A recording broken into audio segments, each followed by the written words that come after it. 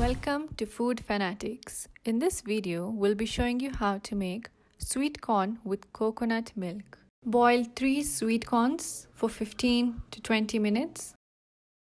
Grind 3 onions, 4 tomatoes, 10 to 12 green chilies. Heat 2 tablespoons oil. Add 1 teaspoon Zeera, 1 teaspoon ginger, half teaspoon garlic. Add the grinded mixture. Add 2 teaspoons salt, 1 teaspoon turmeric powder, 2 teaspoon red chili powder, and mix.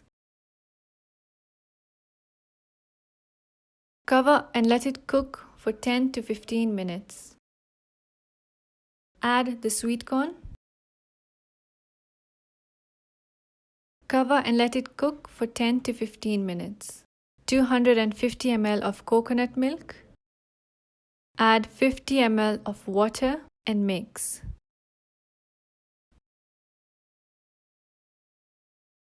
Add the coconut milk.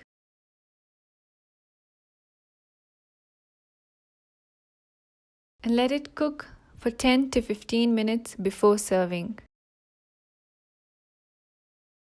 It's a really easy recipe. Do try it out. Thanks for watching.